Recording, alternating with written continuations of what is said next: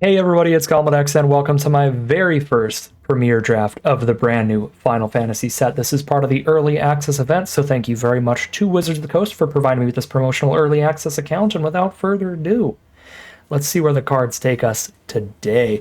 These are going to be mostly brand new cards to me, so I'm probably not going to make the correct picks in every single pack, but I'm going to try to look through things and find the best cards as quickly as possible here. We have some really good uncommons in this pack. I have seen this triple triad rare. Seems really slow for 1v1, but good in like 4-player formats like Commander. Out of the uncommons, we have Torgal, which is going to give us some mana and buff all our humans we play later.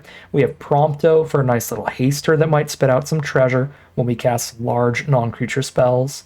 We have Sleep Magic, 1 blue mana. Tap enchant a creature, keep it tapped. If you damage the creature, you get rid of the aura. That seems really good. 1 blue mana, keep that thing tapped and stunned unless somebody pings the creature that has the sleep magic on it. That's pretty interesting, but been really impressed by the stat line on Torgal here. Being mana ramp and extra +1/+1 counters is pretty fantastic. For pick number 2, we have one of these really fancy bonus sheet cards here. I love these. I forget what they're called, like Through the Ages or whatever.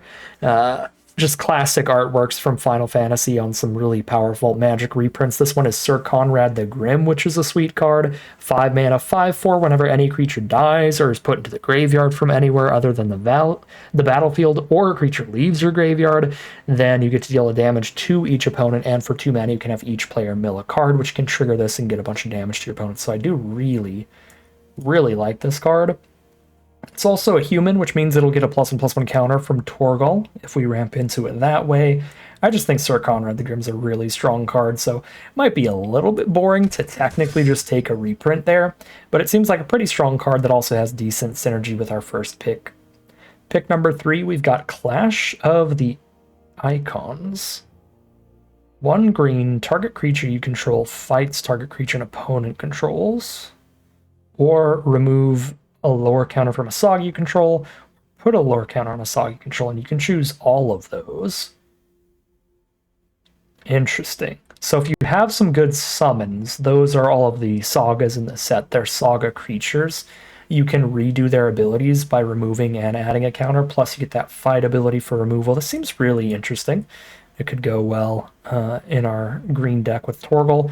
Lock Cole is another really nice looking card. This is also a human, but it is in blue and black, so we'd have to play green, blue, and black if we want this to give us good value with Torgal. But this could also just fit into a deck, just being 2 colors, being blue and black with Sir Conrad. So I am going to take Lock Cole there. I think both of those looked really strong. Ride the Shoe Buff. That's pretty sick. There's also Vane's Treachery here for pretty efficient removal. That's always nice. And we have 2 very strong black spells starting off this draft, so I don't mind a black removal spell here. But I do think Ride the Shoe Buff is genuinely quite solid. Lots of good landfall triggers for some +1/+1 counters, and it turns into a 7/7 for 7 later in the game. If you draft a really strong artifact deck, this Valkyrie aerial unit can be really cheap for what it's doing. A large flyer that surveils when it hits the board. That also seems quite good. But we'll stick to our black here and grab some efficient removal.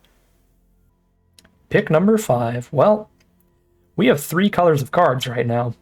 They do happen to be blue, black, and green to try to grab Sin, Spira's Punishment. 7 mana, 7/7 flyer. When it enters or attacks, exile a permanent from your graveyard at random and create a tapped token that's a copy of that card. If you hit a land card, you get to repeat that process. So really strong if you've got some good cards in your graveyard, some good permanents. And we have Lock Cole drawing and discarding cards. We have Sir Conrad milling each player. Sin seems like a really fun goal to have at the top of our mana curve. There are some much more reasonable and consistent options that we can take here. I think Dragoon's Wyvern is going to be one of the best blue commons. 3 mana for 2/1 flyer and a 1/1, just great for that rate. White Aura Sight is a great removal spell, and the Tonberry has really good abilities for such a cheap mana cost, but Sin is the coolest, most interesting of these cards that we could take. So we'll try that out here. Pick number 6, if we're going to be playing an excellent 7 mana win condition, cards like Blitzball that ramp us up can help us with that a lot.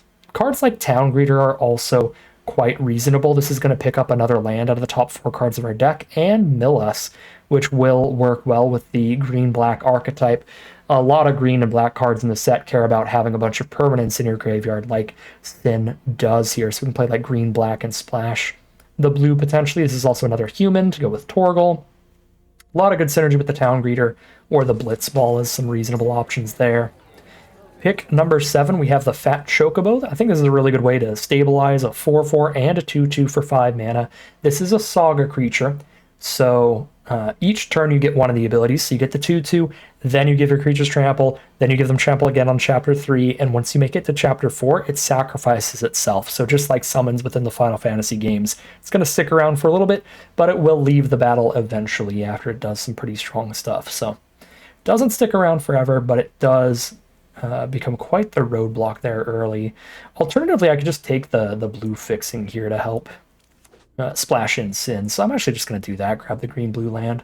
All right, mana dorks like the Gubu Gardener, really high picks when you're trying to get to a 7-mana play. So I'll take the Gubu Gardener over the Guado Salam Farplane Gateway. I have not gotten there in the game yet, or I've never heard this said out loud. This is not the place where you start, right? Not where you start, but God, I don't remember the game super well. Once you like leave Xanarkand as Tidus, like you get picked up by the scavengers and then you go underwater and there's like a weird underwater gateway and temple area stuff. I don't think it's that area. All right, this pick's really easy. We can just take a Fat Chocobo. Iridia's got some really strong landfall abilities too. Some nice consistent card selection. And with some of the summon creatures, you can reanimate them with the summon ability, which is pretty cool, but I'm pretty happy to try to just go for a Sin deck. Pick 10, Chocobo Kick. Really happy to see that, because this is a removal spell out of green, which looks to be our main color here. 2 mana, have one of our creatures deal damage equal to its power to an opposing creature. If we return a land to our hand when we play it, then we deal double that damage instead, which is pretty sweet. Especially because it plays well with the Chocobo abilities. The Chocobos all care about landfall in this set, so being able to pick up a land to make sure you still have a land in your hand to replay later can actually play pretty nice. Okay, I don't really like any of these for this deck. I'll just take a Gigantode. Another Gubu Gardener pick 12. That's pretty sweet. World Map isn't bad either as another way to fix our mana, grab a little bit of blue. But I'm going to take the Gubu Gardener. I think the ramp is going to be a little bit harder to find than the fixing generally because there are dual lands. So what do we have for pack 2, pick 1? We've got a Cloud of Darkness, which is that green-black self-mill kind of payoff here. Once our graveyard is full of a bunch of permanents, this is going to hit the board, it's going to be a flyer, and take out our opponent's best creatures. That seems very reasonable for what our deck is doing right now. But there are other powerful cards. We got some rares here like Noctis that can recast artifacts out of our graveyard, and Minwu, which is just really good for a life gain deck. It's like an Ajani's Pridemate that keeps triggering itself, because it keeps life linking triggering and putting more counters on itself. That is really, really sick for like a Cleric's deck, but I'm going to go with this Cloud of Darkness. I'm really happy with the potential strategy we're going for already. Pack 2, pick 2. This already feels like a pretty filler pack. I guess there's a 3-mana 3/3 with Reach. The job select ability is really strong because you get to keep a you get to cast a creature and then keep an equipment around whenever that creature dies. It's a 3-mana 3/3 Reach, and then when that hero token dies, you just have an equipment you can start moving around later in the game. This also has a really nice sound effect when you play it, when you equip it, so maybe too high on it, but whatever. We're deep into green. I'm happy to take another solid green filler spell there. Pick number 3, I have liked the Tonberry. It only works on the aggressive, which is awkward. Only during your turn does it have those abilities, but if you want to keep attacking in and getting some damage in, it's really, really hard to block the Tonberry without just losing your creatures. First Strike and Death Touch. It's a really good combination of abilities where the Tonberry deals damage first before it takes any damage back, and the damage that it's dealing is just immediately lethal. So basically can't die when it's attacking on your turn. I guess Ring of the Lucy also makes a lot of sense here as just a way to get 2 colorless off of this. It's pretty flexible too, right? Like if we don't have our Sin or Fat Chocobo or anything that we want this mana for, we can still use it just to slow down our opponent's threats. If I spend the 2 mana, tap this, tap an opposing creature, if it's bigger than 1 power, then it's like, okay, I'm going to take 1 damage instead of the 5 I would have taken from your 5/5, so that does seem decent. It's a Gilgamesh here, really nice equipment build around, or not really an equipment deck though. There's a Golbez here, but we're not that deep into blue, it's just a splash, and we're not going to have a bunch of artifacts in this deck to work with Golbez either. We've got an Ice Magic here we could play off the splash for a little bit more interaction. Resentful Revelation looks pretty good. This mills us a little bit while letting us dig for what we want, or the world map is a way to also try to fix towards blue. I'm going to go for the Resentful Revelation. Card draw spell that also fills our grave a little bit at the same time. Pick 5 Clive. So no one's playing red, because Clive is insane. So 6 mana. 6 mana 5/5, discard your hand, draw 2 at minimum. Then if Clive sticks around and you flip him, like you get a 9/9, fight your opponent's best creature, and then you get a bunch of mana later. Genuinely seems crazy good, but it's not what we're doing here, so we're also going to pass it and take a Town Greeter. Pick number 6. Oh, this Merchant doesn't seem horrible. Little blocker early, and then you can draw 3 cards off of it when you sack it later. It's not the worst. There's also this Precious Wanderings for some ramp that fixes us. Cactuar is kind of fun. Not really good for this deck. I'm going to take the Wanderings. Just ramp up, all in on Sin. Pick number 7. Evil Reawakened seems like a fine reanimation spell for a self-millie deck like this. Pick number 8. Here's a 2 mana 2/2 we can play on curve. That seems fine. Oh, there's the scavengers, the salvagers that you meet at the very start of Final Fantasy X. Cool. Yes, for like a sacrifice deck, all your creatures and artifacts dying is draining your opponent for life. Not really what we're doing, but it is also 3 mana 2/3 on curve. I'd rather just take the 2 mana 2/2. This deck's looking pretty reasonable. It's just a whole bunch of cheap mana ramp. If I don't draw Sin, I'm not doing a lot. But if I draw Sin, I should be able to get there pretty early. And just go crazy. Pick 9. Trader seems fine. Scout seems fine. I don't really want to splash in a Magic Damper, but it's theoretically okay because it's a way for us to protect Sin from removal spells later in the game. Pick 10. Speaking of removal spells, we don't have a ton of it, so I wouldn't mind the Lunatic Pandora. But this Greatsword is a 3 mana 4/1. You know what? This Greatsword's a 3 mana 4/1, and then also like leaves that equipment behind we can move around later. Doesn't seem bad. Here's another Wanderings for more ramp and fixing. Here's a Gigantoad. And a Loprich Scout. And a Cactuar. Bunch of on-color cards. I don't think I'm playing all of them, but we'll see. Oh, let's go. Sephiroth the Savior. Green, blue, black, and white. Now we need to splash in a little bit of white, but we've got a lot of good fixing to do so.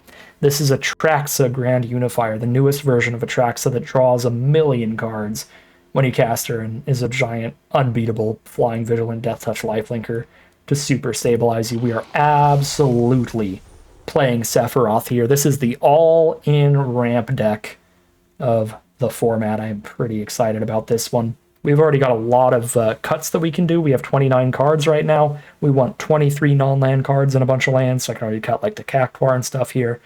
That doesn't make a lot of sense in this deck. Here's a fine 5 mana removal spell. I'm still not that high on removal, so just 5 mana destroy a creature seems fine. And if we do that 3 times to the point that we have 3 treasure tokens, we get a 5/6 off of this card with some extra abilities. So this is a solid side quest here. Hunt the Mark. Pack 3, pick 3. Ignis seems really sweet for this kind of deck, right? 3 mana 2/2. Look at the top 6 cards of your library. You can put a land from among them onto the battlefield tapped, so you ramp up. Put the rest on the bottom, and then Ignis can start exiling cards from grave to get some food tokens. Starts cooking up some new recipes. I like that, and if we're lucky, we get to wheel the Guado Salam and play that as well for more fixing. Speaking of more fixing, here's a blue-black dual land. Now that I'm getting some cheaper blue spells like Ignis that I really want to play on turn 3, I probably will play the Lock Coal, which does make me really, really want to value the blue fixing quite highly, like taking the Trino here over another Gubu Gardener. I've got 2 Gardeners and 2 Town Greeters and Ignis and Torgal. Good ways of getting extra lands. I've got Ring and 2 Precious Wanderings. Yeah, I think I need more fixing over more ramp at this point. Specifically, towns have some amount of extra value as well because they trigger like the town greeters and give us a little bit of life. And there's other potential synergies for them. Scorpion Sentinel, I mean, blue I don't think is as much of a main color in this deck as black is, although they're really close. Yeah, no, black has all of our removal though, so we're playing more black than blue. T-Rex's Sar seems genuinely great here. Force cycle it if we don't have the mana. If we do, it's a big life-gaining spell there. I really want to draft an Aerith deck, but this is not the time for that. Imperial City of Arcades, just a 2-mana 0/4 draw card. It's actually pretty good, but it is a white spell. So we take a Gubu Gardener, or we take an Earth Crystal. Green spells cost 1 less to cast. All of our +1/+1 counters get doubled, but the only +1/+1 counters that we're making is off of this 6-mana ability, which is pretty slow. It does make the big green spells a little cheaper, but I think I'd rather just take another Gardener. That's a lot more consistent to cast early. Pick 7, Blitzball's another good piece of ramp, gives us whatever color we need, and we can sack it to draw 2 cards later pretty easily because there's so many legends in this set that I've got plenty of legends in this deck. That said, I still think I'm kind of low on removal, so I'd rather just take the Stuck in the Summoners, sink them. Deal with our opponent's balmy, scary threats instead. All right, let's cut this Cactuar. I think I have enough 2-mana plays to just not play the cheap Chocobo token, just keep all the mana ramp creatures instead. And here we have...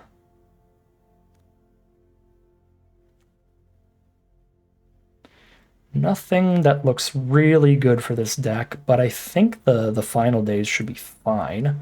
4 mana for 2 tapped 2/2s, and if it's really late in the game because we have a decent amount of self-mill going on, we might be able to flash this back and get a whole bunch of 2/2s. But it'll take quite some time. The fact that we do have cards like the Final Days here that really care about having a lot of creatures in our graveyard means that all of the non-creature spells, these job select equipments and stuff, they do go down a lot in value, and I'm interested in trying to cut most of those and play creatures that actually count as creatures mostly. I don't mind the fight on here with all this self-mill. I don't know if I'll have room for it, but maybe. There's that Scorpion Sentinel. It should be pretty good if blue is the core color instead of black, but I think it's black here.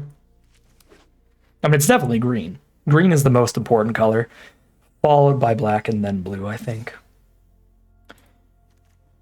So, get rid of Cactuar. I think Loprit Scout makes a lot of sense in this deck either. Gigantoads are kind of filler. This is basically a spell, not a creature for the most part. Okay, 13 cuts. Yeah, the bow, the crash, great sword, the chocobo token, the limit break.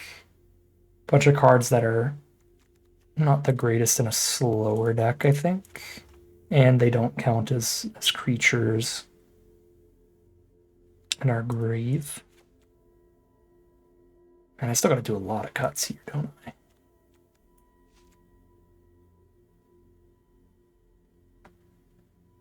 I'm very interested in still keeping the Evil Reawaken in here. I mean, I have 2 Town Greeters that mill us 4. Revelation mills us. Maybe the mill's low enough I don't need the Evil Reawakened. Right, I've also got like 2 different bombs, so unless I mill both of these, I'll still have a good finisher.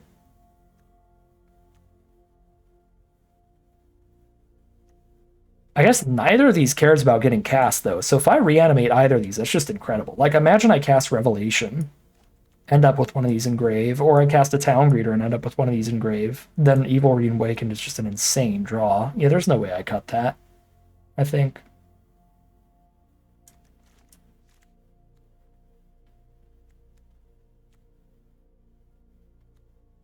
I like the treasure token that the trader gives me a lot. Feels difficult to justify cutting that. I think there's enough self-mill to also want the fight on as a backup. If really good stuff ends up in my grave. I like these wanderings being able to grab the white source. It's a pretty big deal. The fact that the gardeners only give us green is a bit of a downside compared to basically every other piece of ramp in our deck. This is a man of any color. This is the best man in our top 6. This is the best man in our top 4. This is a man of any color. I guess the ring has the same issue, where it's just colorless mana, so it's not fixing us towards the white for Sephiroth or the blue towards Sin or Sephiroth. What is our creature count total right now? It's really not that high. 15? Okay, I guess that's not as bad as I thought that it was. But it is low enough, especially if I end up cutting 1 or 2 more creatures, that the Final Days isn't super likely to be explosive. The thing about the Final Days, though, is if I draw it, no matter what, it's 4 mana for 2 2/2s at worst, even if I never flashback it. It's really not bad. I'm kind of still pretty interested in that.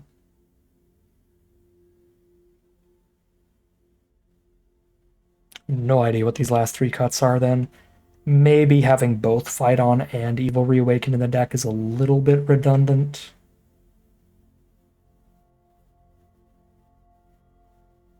Much as I do like both those here.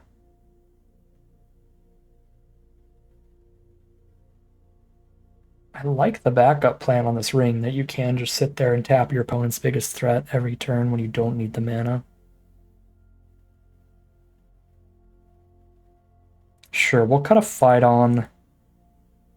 I kind of want to cut 2 Gardeners here and just play all of the fixing that actually fixes colors too. Or all the ramp that actually fixes colors too. Because then I still have 4 2-mana creatures. Which is decent for like a really slow deck like this. That's pretty average there.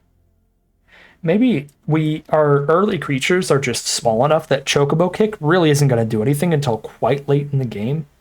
So this actually goes down a lot in value because of that. A second Gubu Gardener could be better than the Chocobo Kick, just because it's not consistently going to kill anything. A Fight On would definitely be better as well. Either one of these I think would be better than the Chocobo Kick. I'll put another Gubu back in. Have a lot of ramp in here, make sure that's really consistent. And this puts us at 14 creatures, which is still a pretty decent count, especially with the Final Days for another creature. Some good removal spells with the Treachery, Stuck in the Summoner's Thing, the Ring, the Cloud of Darkness, the side quest, and some really excellent finishers. Deck looks pretty sweet. Definite possibility that it's just way too slow for draft, but we'll have to see what we run up against here. There's 13 green cards, 11 black, 5 blue, and 1 white. So let's see what our colors look like. We have 7 green sources naturally, 7 black sources naturally, 4 blue sources naturally, and the 1 of white source. That feels about right, especially when I have, the man of any color Torgal here. If anything, though, I add another green source because of how important that color is. I think I am going to drop a black for another green here, because the green gives us the wanderings that can tutor out literally any land from our deck and hit those other colors.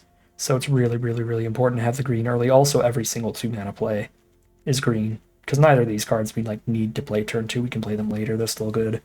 I guess Revelation's a little bit more of a 2-mana play than Treachery is. Treachery is definitely a card we can play later and still be happy with. Still makes the majority of our 2-mana cards green. All right. Wild deck here. Looks like kind of a banger. All in on some really big expensive bombs, but we can really ramp into them and fix our mana for them, and got a lot of good interaction. Pretty sweet, pretty unique deck here. I'm very excited to see how it does. So without further ado, let's hop into the gameplay. All right, here we are on the play for game 1. We don't have any like big, incredible goal for the end game in the opening hand, but you don't need that in the opener. You need your good early game plays that set you up for later on, and this hand has plenty of that. With Torgal and Town Greeter, the final days for some good early blockers. Pretty much exactly what we want out of an opener. Now, if we do draw into one of our big finishers, this hand ramps into them real fast with Torgal and the Ring here, so pretty excited about that. Looks like our opponent has one of the special bonus sheet cards. It's going to be Captain Lannery Storm, a 2/2 haste, get some treasure tokens, get some bonus damage in. Yeah, Lannery is very good. So what do we got here? Can play the final days and one of the creatures. Don't really want to do that. I really want to just kill Lannery before they get any more treasure tokens. So we can play the Town Greeter and the Gardener instead.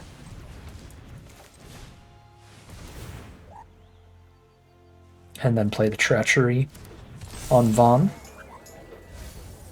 We are in the Final Fantasy set. I should call them by the Final Fantasy names. Some rough mills, but not the worst. We didn't mill any of the really big finishers. Just the common and uncommon ones that are pretty good. Our rares are still in there. All right. Not a bad start at all. We've got quite a board state here.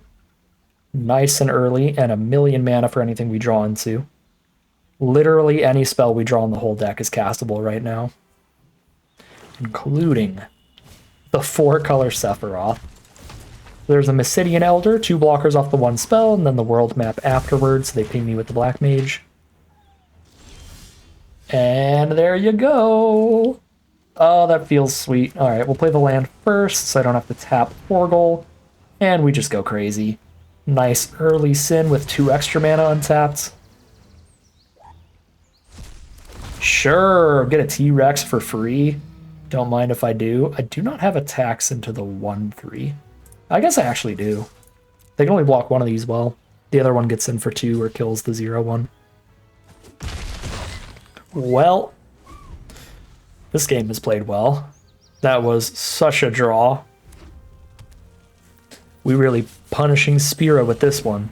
They're going to kill Sin, but that's what's so powerful about the card is even if they kill it immediately, it's gotten you 1 full card ahead. I still have a 6/6 T-Rex, despite them destroying Sin. Let's get some damage in here. I actually have the mana. I probably should have paid the life to tap the Elder. It is instant speed. Yeah, full speed ahead. It's instant speed, so let's hold full control and do this before they can declare blocks. Because I have nothing else to do with this mana anyway. Sure. That's kind of rough. They had a bounce spell for the giant token. Seems good, but they are down to 11. Fingers crossed one time. Let's draw Sephiroth as well, shall we? Just hit him with the Wombo combo, the 2-time.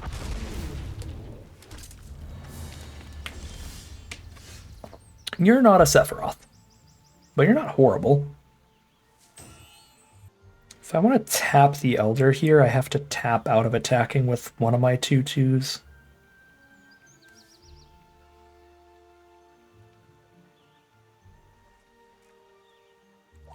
Surveil 2 every attack with the Trader.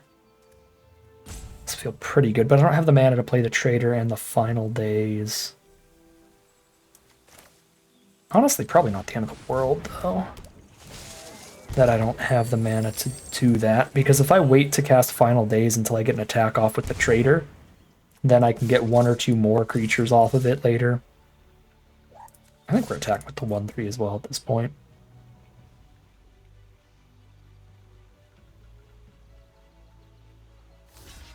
Like, sure, I only have one blocker up, which is a little bit sketchy, but I've got much more breathing room than them in terms of life totals here.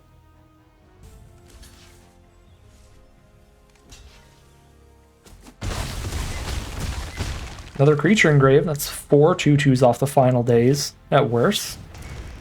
Anima's a great summon. They get to draw 3 off of it over these next few turns, and then make us sack a card and lose some life when they have to sacrifice Anima. Oh no. That's a draw. Sin is the evil that has been reawakened. And then we got Sir Conrad off. Oh boy. Am I going full control mode again here? Yeah, I think I lethal them if I use the ring. Actually. Because then they have 2 blockers. They go block, block, take 1, 2, 3, 4, 5. Yeah, I literally lethal them if I use the ring.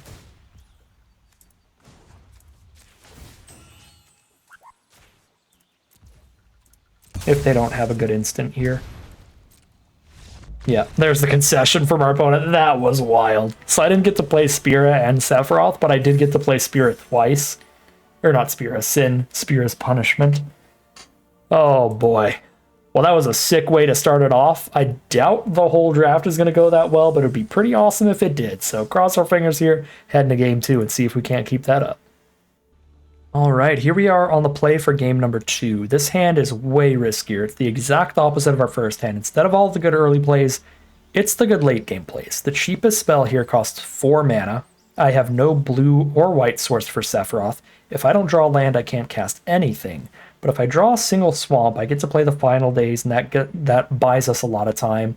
The Ring of the Lucy gets us really close to Sephiroth in terms of the amount of mana, just not the colors.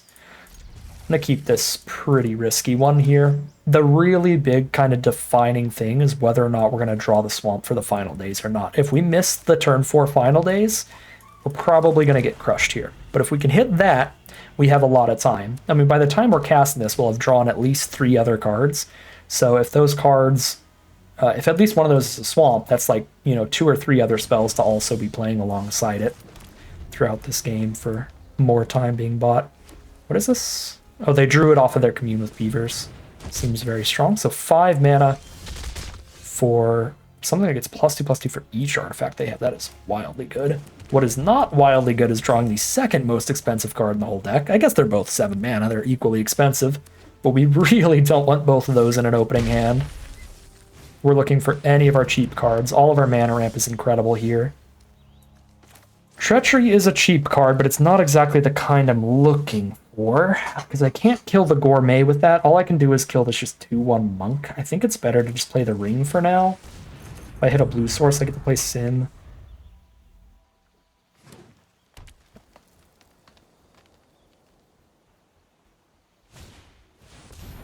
Bard's Bow, yes, is an aggressive start. If they curve into this, they literally just go 2-drop, 3-drop, 3-drop, and then another, massive threat. We're just gonna die to that arsenal. Oh, pretty bad draw there. Pretty bad draw. Yes. Does put a permanent in our grave, get us another land closer. Sephiroth. I mean, I guess we're already at Sephiroth if we just have the right colors. It doesn't really, but it lets us play the Cloud of Darkness, kill the 2/1, and have a blocker to trade into somebody else. But they're about to play like a 7/7 or something because the amount of equipment they have on this board. Yeah, this card is going to be bonkers good. Yeah, straight up 7/7. And they can move that equipment around too, which is really gross. We gotta draw well here. Blue source, blue source. No, not a blue card. I need a blue source, Arena.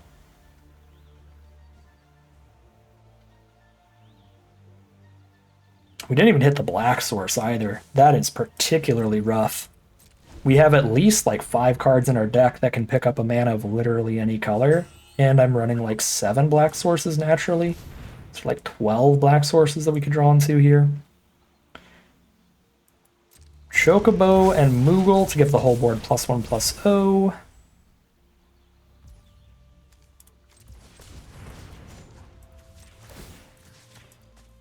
Take 1,000,000 damage here.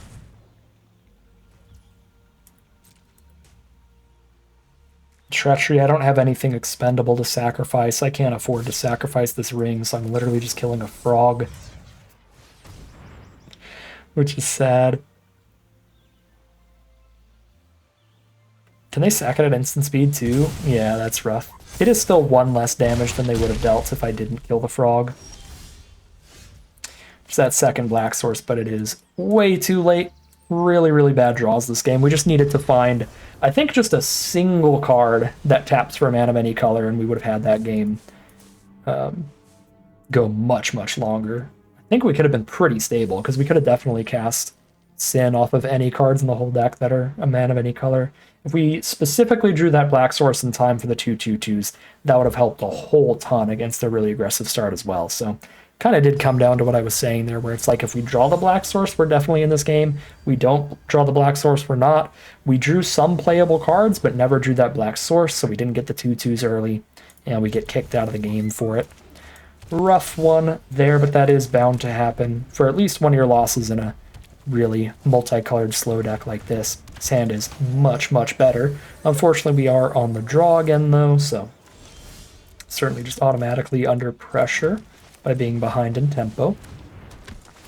We drew that ring to go with Sin again. That's going to be awesome. Oh, why do you have to be this way, Arena? Mill 4 non-land cards, pick up no land off the Town Greeter. That is super brutal. Luckily, Ignis ramps us no matter what. Well, I guess there could be no lands in the top 6, but that's absurdly unlikely. Oh my god. So there's like 15 lands in the next 10 cards now. Or not 10 cards, in the next 20 cards now. I guess what, we've seen 4 lands? So that means 13 lands in like the next 20 cards. But we're going to draw almost exclusively lands at this point. Give us the opposite problem.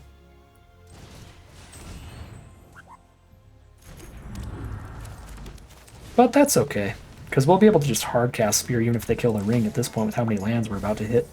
Yup, 4 lands from the Town Greeter. Strange clumps here. We've got triple green, we've got double black. I only need the 1 blue. They could maybe blow up a non-basic, in which case I would be in a really bad spot without a natural blue source. So I think I take that.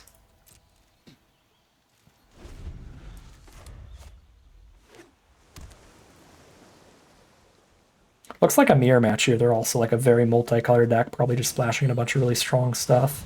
Yep, there's a Tella. Great Sage.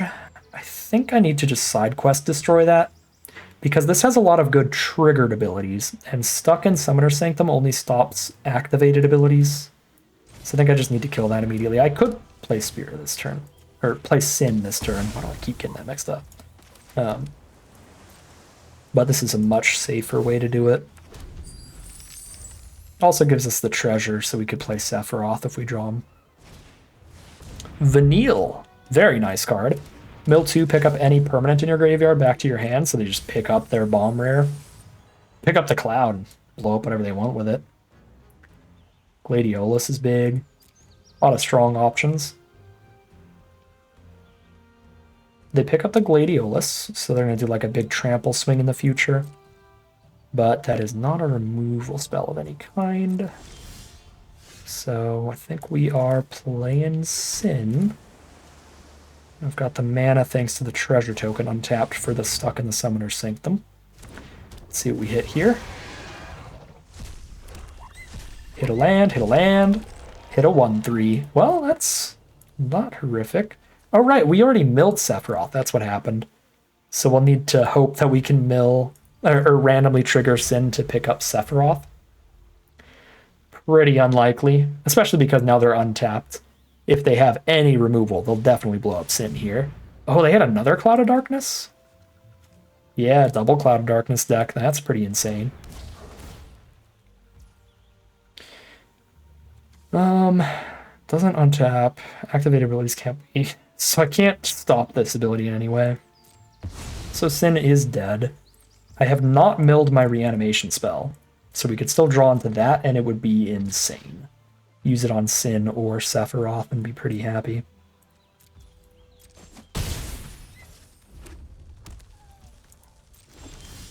Okay. I can cast Revelation and still have 5 mana up if this draws into the reanimation spell. Does not draw into that, but Final Days in the grave for the flashback is going to be wild. I guess I could just hard cast it and flashback it. That's not bad. Yeah, that's kind of better than the other cards. Just get a couple 2/2s here and still do the thing.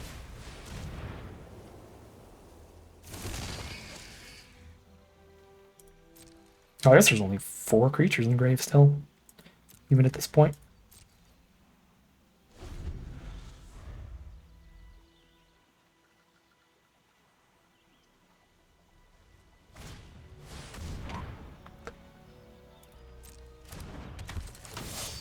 Gladiolus going to give +2/+2 trample wherever they want. Find a white source if they're on all 5 colors. They are not on all 5 colors. Trample the Vanille here. Land for turn. Trample the Town Greeter. Again, these are triggered abilities, so the stuck in the summoners thing doesn't stop that. I gotta soak up some damage at this point to buy us some time towards hitting our reanimation.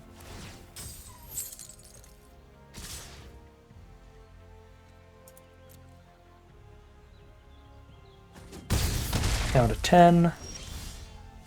Land's a real bad one.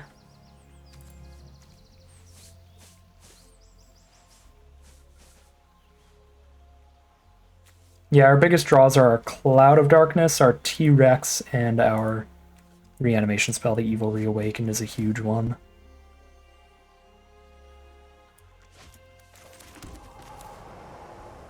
Do this and still have the tap thing ready.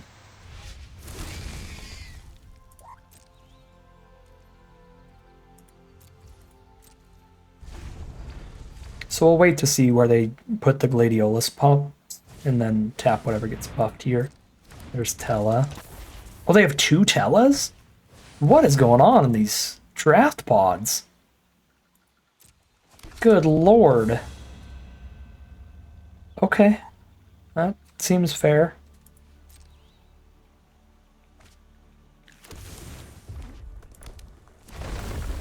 Got my 2 rares and I'm happy. They're on like the 50 rare pile.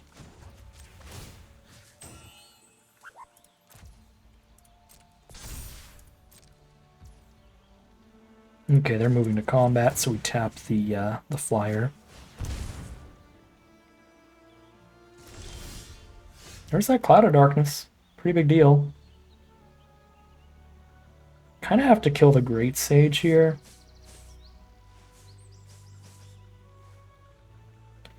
Otherwise, they spend 6 mana on the spell, sack Tella, and deal 6 to me.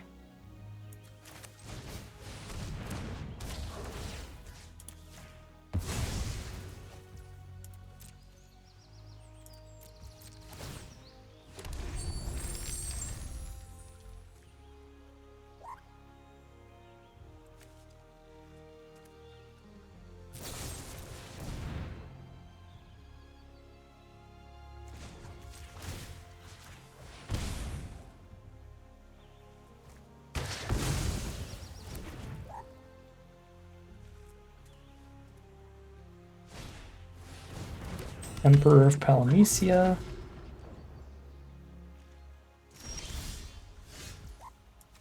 Look who it is.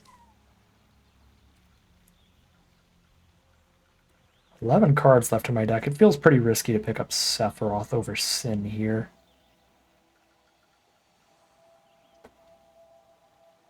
Sin is immediately 2 good permanents to the board. I can actually play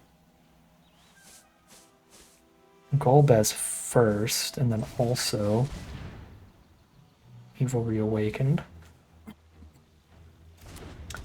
Seems like they could have a counterspell here, which would be rough. If they've got the counterspell, they've just got us here.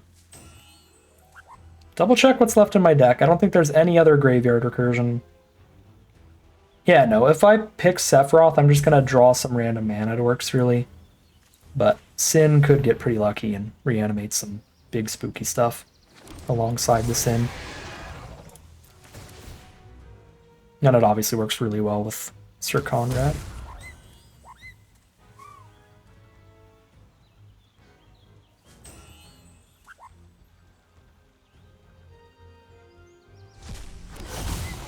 Oh, we did it! Oh my god, we did it! There's no shot! There were so many cards in the grave there. I'll take a T-Rex, take a Fat Chocobo. I will not take an instant or a land. I think I'm just going to prevent the mill there and just take the only cards that matter. Oh, that's sick. Well, we got a plan now. I probably should have sent in the 3/3. No, that'd be pretty risky, because then if they blow up Sin, got an issue. Okay, they're going to put Sin back in our hand. I don't mind that, if I can survive. Yeah, I'm happy to have just kept all this stuff untapped for as many blockers as possible. If Sephiroth gets a swing in, then they just can't win. Oh my god, they just concede because the lifelink from Sephiroth. Alright, so looking back at it, I don't think their deck actually had more rares than ours. I think we had equivalent. We have the two insanely powerful rares. They have the two copies of the same card. It was just wild to see the exact same card there. The double Cloud of Darkness, though, was really, really sick. Two copies of the same pretty premium uncommon there. Yeah, these draft pods are insane. I mean, we passed like a Clive really strong rare super, super late. I think both of these were not pick ones. Sephiroth might have been a pick one. I think we got past Sin a few picks in. There's just a lot of really explosive cards in the set. The Cloud of Darkness thing has been sweet. It was really good for our opponent. It was really good for us. Seems awesome, this kind of deck. The fact that we RNG'd our way into Sin reanimating Sephiroth is incredible. Probably the most insane thing, RNG speaking, randomized speaking, that we're going to do all day. We are 2-1 heading into Game 4. All right, Game 4. Really good mana ramp hand. This is exactly what we want early. We're against Paul Cheon. Highly recommend his channel if you're looking to get better at drafting. Paul Cheon was a pro player for years, and then he worked on Magic the Gathering. And now he's back to being a pro player and a streamer. I think he's qualified for the next pro tour and some stuff like that. Very, very cool. All right, I don't have anything I'm actually ramping into right now, so I'm just going to get the 2/2s this turn. Put some early pressure on Paul here. Paul's on blue-white, which is theoretically like an artifact-focused archetype, but looks like he's going for just like creature-heavy deck here. The 3 toughness blocker is a little annoying, but this is where the Wanderings comes in pretty hot, where we can attack in, and if Paul blocks, then we get to ramp up and kill Snow at the same time, and if he doesn't, then we just get to ramp into Golbez here, which is also quite good.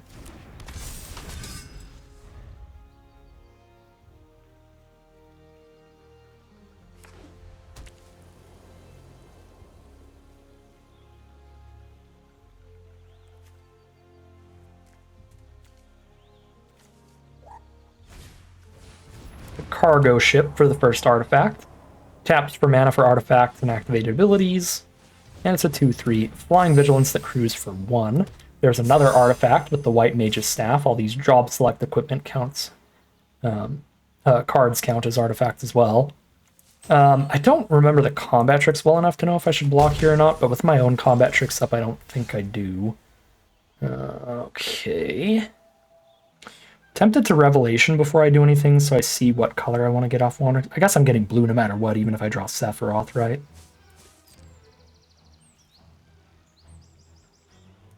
I sadly can't double Wanderings. I can only play one of them. So if Paul blocks a 2/2 with a 3/3, this gives him a good opportunity to reverse combat trick in response to the Wanderings. but he only gets to play the one combat trick, and I want to ramp up here anyway, and getting him to trade a combat trick into just a 2/2 token feels a lot better than the alternative.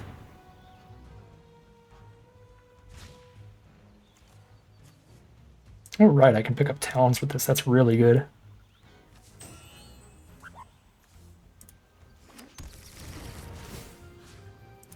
Alright, force his hand here, force the combat trick out if he's got it. Which, I mean, there's no way he'd attack with snow if he didn't. Yeah, it's just the +2/+2 trick there. Oh, it's +4/+4 right now. Because there's 3 more creatures. Okay. Still fine.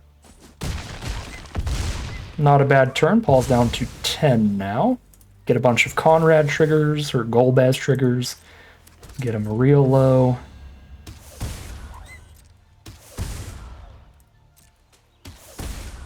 Still at 15. So Snow is naturally a 3/3, so 3, 4, 5, 6 damage. Plays another creature that's 7 damage, plus Cargo Ship getting crewed by a 1/1 is actually 8 damage. Still nowhere near enough to be particularly worried, so I'm going to tap Torgal here rather than holding him up as a blocker. We can get extra damage in that way.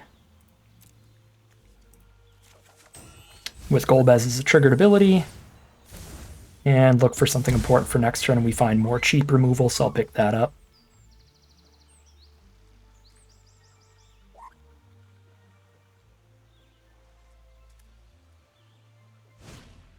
Magitech Infantry, great card. Had a lot of success with that in one of my sealed decks.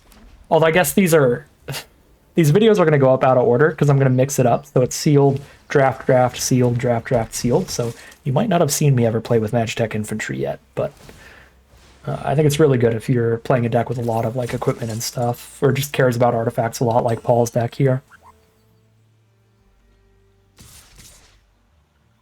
Yep, send in, get a lot of damage in here, because Paul got to play 3 creatures in 1 turn, so we're down to 6. Very terrifying. There's Sephiroth if we can just survive. I'm at 3, 4, 5, 6 out of 7 mana. So all I need to do now is survive another turn to win this game. Sephiroth locks it in, seals it for us. So most likely way to survive is Sanctum. Boy, yeah, this is quite the board. I'm gonna have to Sanctum the Cargo Ship. Block somewhere and cast Wanderings trying to get to Sephiroth. Can't do anything during my turn at this point. I have to just pass. I need Paul to also not draw something relevant. Can draw basically any creature and that's fine. Just needs to not be removal or a combat trick. This does so much damage here, we might actually just be dead on board. I suppose not if I cast double removal, but if I cast double removal, then I'm not casting Wanderings to guarantee Sephiroth.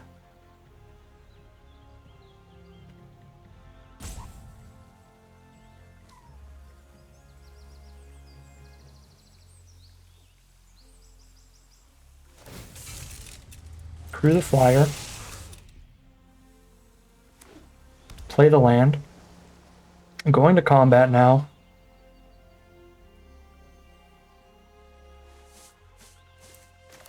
I believe we tap the 7/3 and keep that locked forever then. I take 2 in the sky guaranteed. I can block 2 of the 2 power creatures, take 4, go to 2.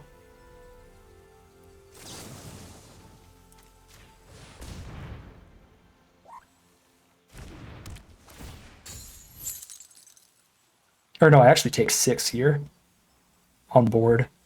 So I have to top deck the land. Because none of these are summoning sick. So I block 2 2-power creatures. I get hit by Cargo Ship, a 2/2 and a 2/1.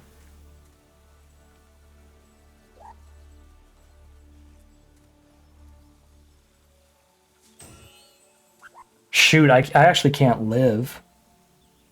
Because if I Treachery, I can't block in a way that keeps Torgal alive and keeps me alive for a turn. I guess if Paul attacks with everybody, though, I just kill him on the crackback, so he just can't do that. Yeah, he's just going to attack with a 2/3. Yeah, never mind. Never mind. I could block in a way to where, yes, Torgal dies, but I also kill enough of his creatures to take exactly 4 and still have Sir Conrad on board to finish Paul off. Okay, so we just go Wanderings then. And guarantee Sephiroth.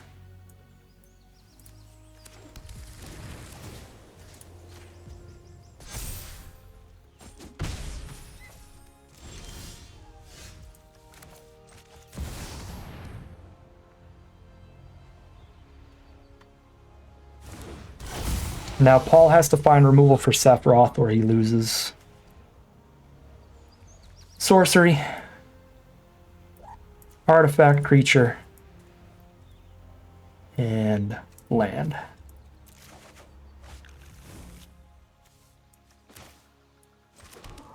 Alright. If he finds a way to blow up Sephiroth here immediately, we lose. And if he doesn't, then we win. Final draw step here. More infantry is good. But again, if Sephiroth is still around, then we're at essentially 11 life here with 2 blockers up. And he's far from lethal.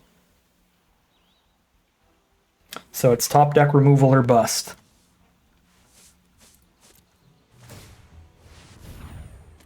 Does he have 4 infantry? Oh my god. That is spectacular. And never didn't have it.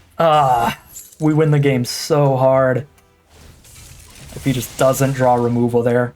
We literally attack for lethal the next turn with the treachery to kill the flyer. Tragic ending. Well, as far as we could make it on that one, literally one top deck from winning that game. But it is what it is. 2-2, heading into game number 5. Here we are for game 5, pretty slow hand. But I'll keep whatever at this point. Last game was pretty tilting. We've got a Trader at 4 mana. Mono green from our opponent so far. That's a pretty good draw, hitting Ignis here. Can't play Ignis till turn 4, but the double ramp of Wanderings into Ignis is going to get us pretty far. They're going to force cycle a T-Rexor. So 3 green sources over there. And there's the Fenrir to grab the second color.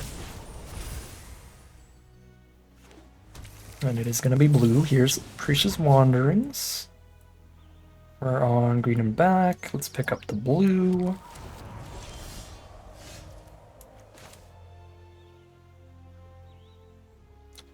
Guess I have the side quest mana here, but I don't really want to spend it on a saga.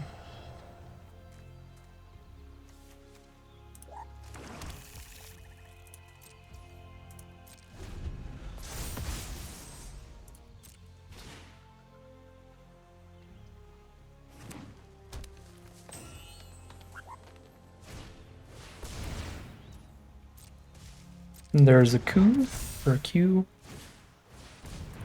The Newliths, which is a token, which triggers the Gourmet. So you get a frog and a 1/1.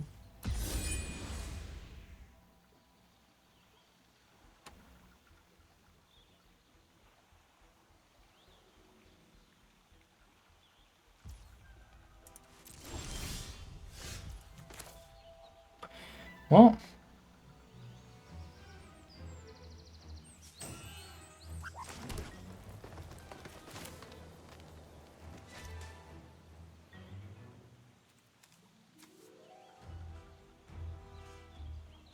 they don't have instant speed removal, then playing the T-Rexar keeps them from drawing the extra card off the Fenrir, which seems pretty important.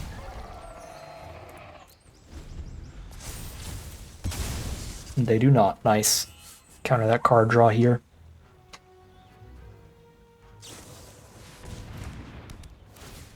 Alright, I guess that is instant speed removal, but it doesn't get the 6 power off the board. So it can't stop the ability there.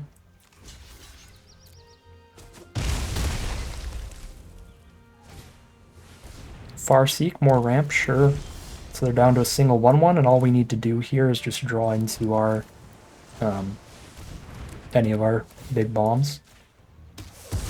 We've got all the mana for them, thanks to the treasure tokens from SideQuest and Namazu Trader.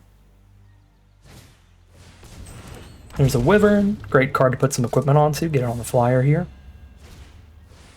Combat Tutorial. That's particularly rough. If it didn't have a counter on it, this would be a great opportunity to just Cloud of Darkness.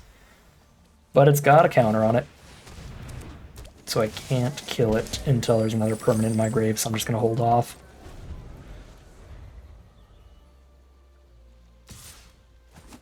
Down to 15. Big old toad. This trigger... We're going to have your end step only. Okay. There's a Ring of the Lucy to tap somebody. And it only triggers off of opponent's creatures dying. I guess I kind of have to just Cloud of Darkness the 1/1 token to flip the side quest here.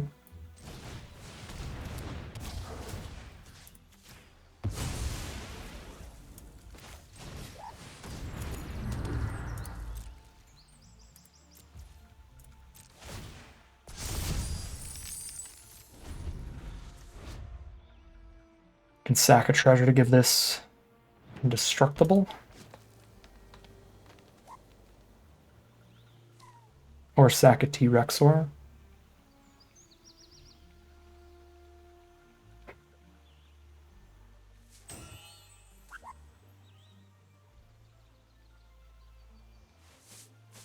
I don't think I should have played the ring yet. Having the mana up for the indestructible ability would have been pretty good.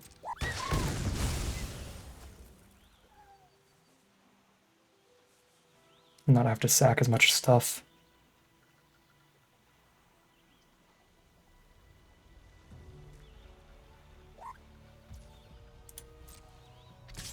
Send both, sure.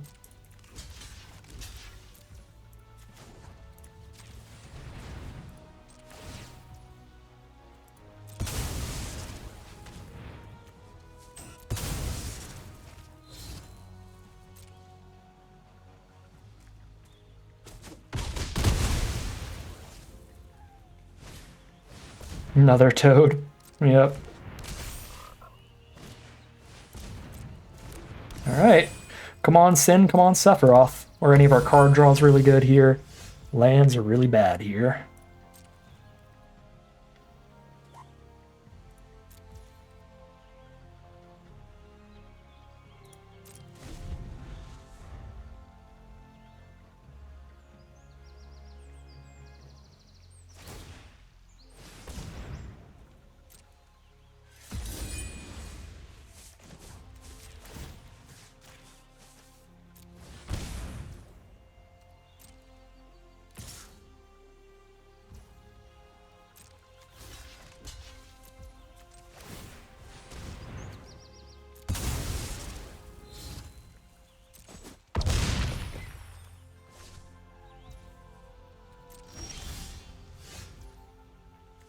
Basically lands again.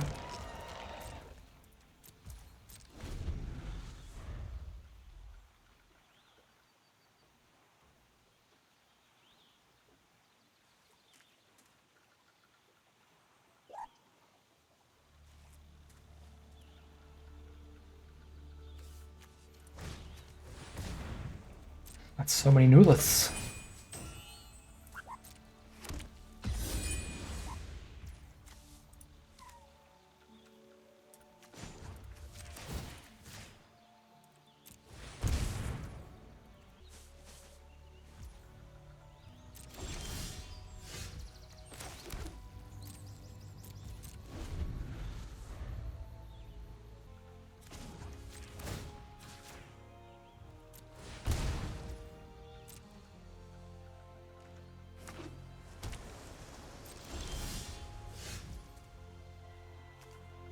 Let's mill Sin and Sephiroth in one fell swoop. Milled neither. At least there's that. That's 4 cards closer. They're both in the bottom 16. We also haven't hit our card draw spell. Any of them. Oh, tap and stun. Gross. So we go chump chump. We have one final draw step to hit them. If they were in the top 2/3 of our deck, basically, we can get there.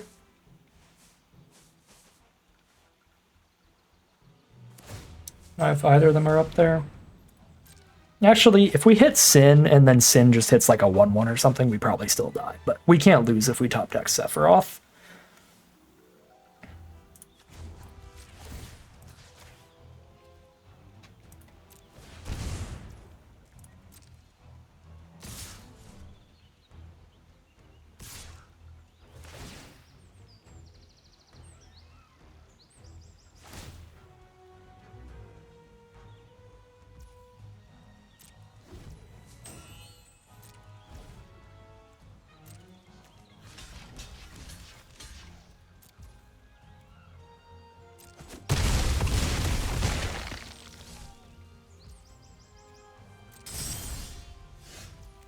Wow. What an ending. Kind of how our luck has been today. I think this deck was really, really good, but that 2-game sequence of just like, nope, neither of your bomb rares are in the top 25 cards of your deck, and also the only way Paul wins is if he top decks removal right now. Here he goes, he top decks removal right now. Pretty devastating last 2 games in a row, but it is what it is. 2 and 3 for this deck. I think this deck probably does better than that on average, because again, both of those last 2 games, statistically pretty unlikely to draw the way we did. Just missed some really important cards, some really important times, or our opponents hit some really important cards, some really good times. Kind of a big bummer. This deck was really, really fun, and I got very excited that this deck was actually functioning really well, like it's playing out correctly, outside of the fact that, again, kind of statistically anomalous draws, putting it in the dumpster a bit here at 2 and 3 less wins than losses, but it is what it is. Still was a really cool deck that I think is perfectly viable if we just draw a little bit better, but that is how it's going to be today. That is going to end today's video. As always, I'd like to thank my patrons and YouTube members for their support, as well as you for watching the video. If you enjoyed and are interested in seeing some more, you can always like, comment, and subscribe to tell the YouTube algorithm to send you some more in your recommended feed. If you'd like to catch me live, check out the Twitch channel in the link in the description below. If you'd like to support the channel directly, check out the Patreon link in the description below. And other than that, as always, thank you very much for watching, and I'll see you again soon for some more Magic Arena.